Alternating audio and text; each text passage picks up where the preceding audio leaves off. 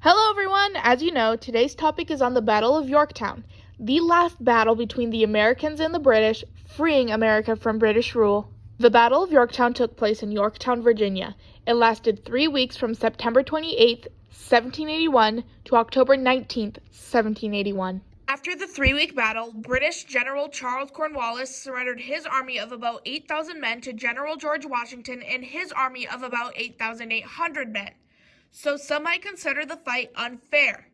The Americans had also allied themselves with the French, so the British tried to surrender to the French, but the French said, no, go surrender to the Americans. That's most likely not what they actually said, but it gives you a good idea of what they said.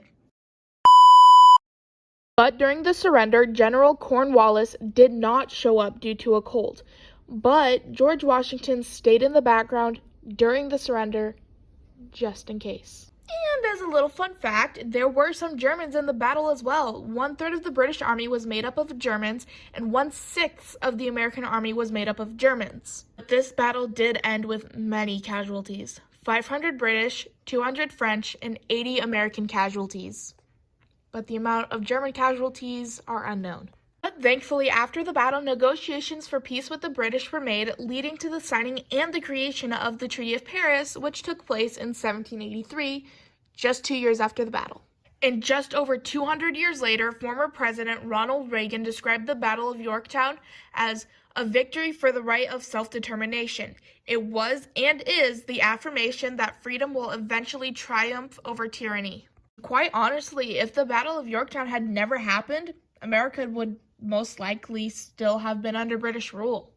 The Battle of Yorktown marked the conclusion of the last major battle of the American Revolution and the start of a new nation's independence. Honestly, that's all I have on the Battle of Yorktown.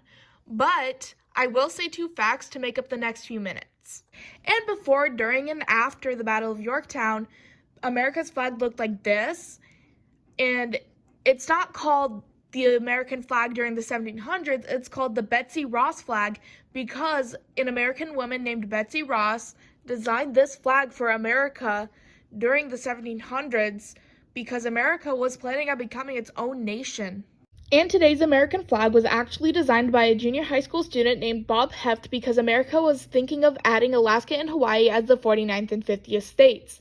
And this was for a project for one of his classes, but when he presented it and explained why, he got a B- on it. His teacher told him that if they actually used the flag, then his grade would be raised. He called and sent letters to the White House over and over and over again until finally Alaska and Hawaii were added and we started using his design of the American flag.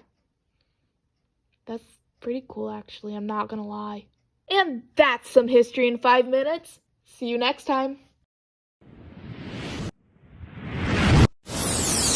Ow!